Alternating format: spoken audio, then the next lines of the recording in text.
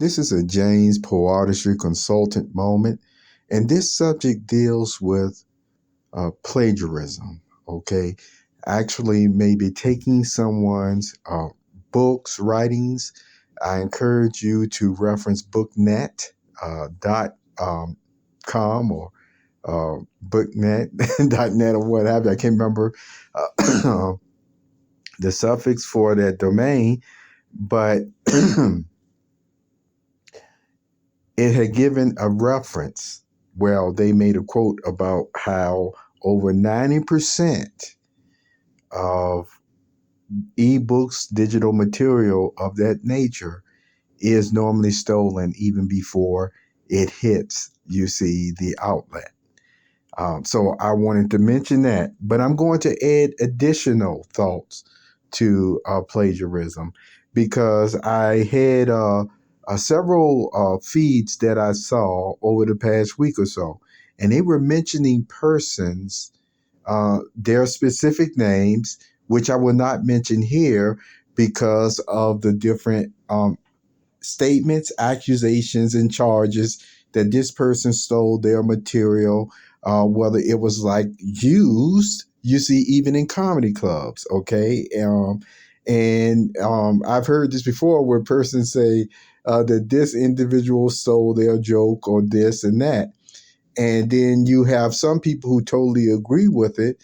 And then you had other persons actually elaborate further that they said, no, this person not only stole a joke, but they literally really stole the whole niche of this person, okay? This niche of this person or what have you.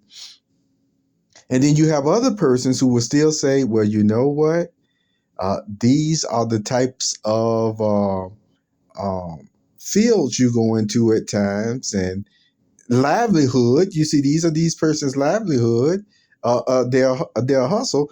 That still at times these are not topics or subjects or what have you that persons can even copyright, okay, or patent. See, and they'll mention that in a minute, okay. So it literally still gets into whether you respect what this person did or not. To give them their props. You see, I mentioned about attributions or what have you.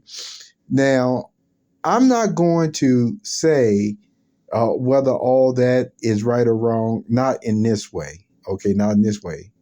What I am going to actually dive more into is what I'm talking about. What I'm talking about. You see, I mentioned to you perceptive readers over the years, here or there, I've given, ideas at times to persons or what have you.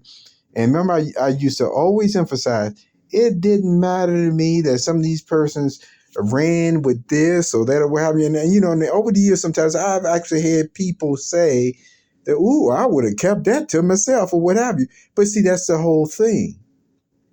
It was just regular, maybe conversation for me in this or that way, because I still had my bread and butter that I was hoping to develop, what I was going to do in my life. So it didn't matter that I could help somebody out in that way. And even if they took full credit or what have you, it didn't bother me, you see.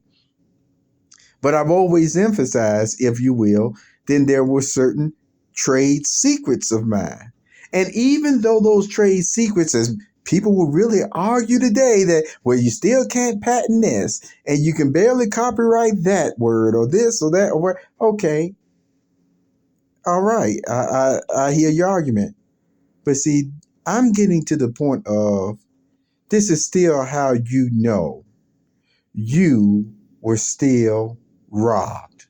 See, the arguments that have been going on between, some of these persons talking about copyright and stealing this, even stealing the person's routine, even comedy routines or what have you, where when it boils down to it, they just, sometimes say, well, you know what? You can't get compensated for this or that. All you just maybe been proved was that you was a jive sucker That's what the word we might use sometimes. He ain't nothing but a jive time sucker, you see. But see, the point is, when does going from being a jive time sucker literally hurt your pocket and income? See, because remember, one person can still even steal a joke, but I'm telling you what, since you were the original, since you came up with it, every time you go into another comedy club, you gonna have people falling under their seats laughing. And seeing that's just the reality. Stuff like that just don't get old. But see, now let me get back to me again, talking about trade secrets, processes, uh, stories, fictional or technical or what have you. Sure, the subject, the topic is fair game. But how do you know that you're literally being ripped off? Well, it's one thing for somebody to be inspired by you or what have you. But I tell you what, if after they become inspired by you and they use same type of thought processes, you see, same type of experience. See, that's one thing that, I always share people about, even with my website, that I said, this isn't just a book or what have you. This is literally an experience that I'm giving you with the book. You see, this, it involves everything that creates this type of experience. See, that's part of one of my trade secrets now that you see, again, by persons justifying hacking into my stuff and trying to say it's for legitimate research and stuff like that. Oh, yeah, right. But see, what I'm talking about is, if after a person becomes inspired, they literally, in a sense, put together a machine, so to speak, to work against you as they put out what inspired them as they shut you down. Then that's how you know it's really crossed over to what plagiarism is all about. See, that's the same thing if I was to talk about with some of these comedians, where you have maybe a comedian go watch somebody on the show and find out that, again, he was killing them dead in the seats with the jokes and stuff like that. And so then they take that whole routine, change a word here or there, a timing here or there, go do their show. But while they're getting ready to go do their show, then again, they put their boys on the person, blackball the person, so that then the person who came up with these original jokes could no longer go around in that environment or that town, you see, and get out their information.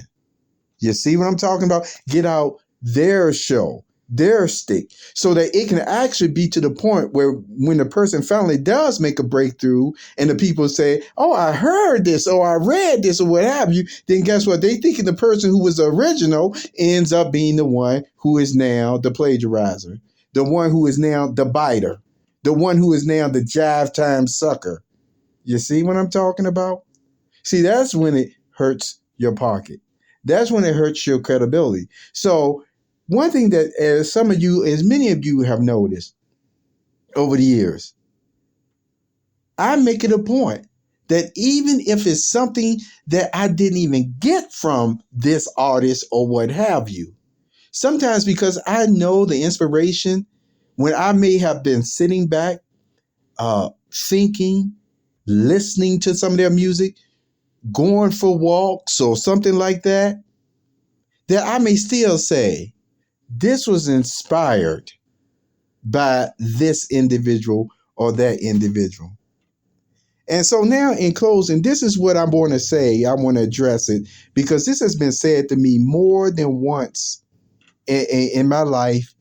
And apparently it was said recently. And I want to address the person without saying their name who said it. I've said this before, whether you believed it or not, but I think you did believe it.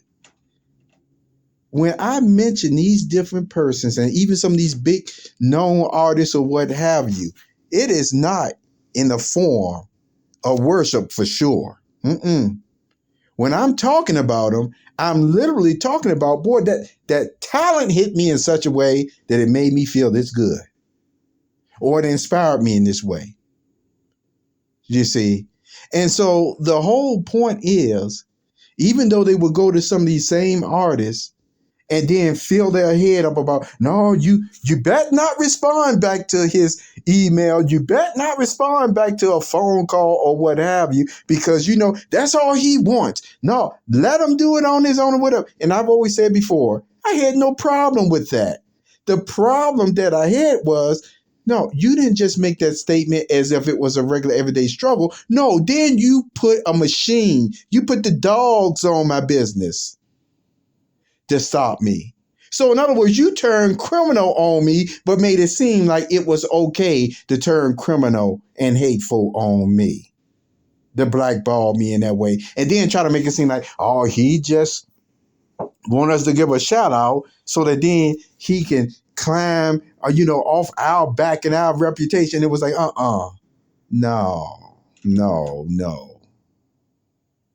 You say that when in reality you was just projecting. I mentioned in one podcast about Bob Ross, and I hope you'll go back through and listen to that, where I talked about, he was going to paint no matter what. He was going to go in this area and do this or what, no matter what, because that's what he enjoyed. And then if somebody asked to go with him, to tag along, he maybe said, yeah, you can. So, but he was going to already do what the spirit in his mind and heart was going to cause him to do. You see, he was going to just do it. So the whole point is, he didn't need somebody to give him accolades or shout out or this and that or what have you. But I tell you what, when he finally was setting up his business, when he was setting up his TV program, he was expecting to be paid. You see?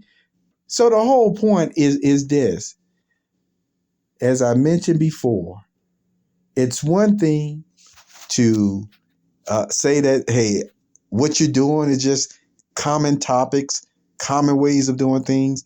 Well, if it's so common, then why did you have to create a machine to sabotage me from every type of angle? Just like, and this is something I want to explain clearly to people who don't understand this point. See, sometimes people will say, well, you can go out there and do this. No, you can't, if already you still got locks on the gates where the currency that comes in still does not translate, monetize to go into your other pocket because of identity theft or things of that nature. See, I'm not going to get no deeper than that. See, that's what still needs to be resolved, which hasn't been resolved. The blackballing needs to be resolved, which I'm just telling you, that's what you have to do sometimes once, like I told you, the dog's been sicked on you. So that's all I'm going to add to the thought that, about plagiarism and things of that nature. That I told you, yes, I understand people are inspired and they can do this. But this is how you know that it's more than, oh, I just happened to write this or do this, is when they still put their boys on you to squeeze you out while they still benefit big time off your material, but don't want to show any honor and giving attribution at all. That tells you something right there. This was a James Consultant moment, James Powaja Consultant moment. Have a very wonderful day, Perceptive Readers.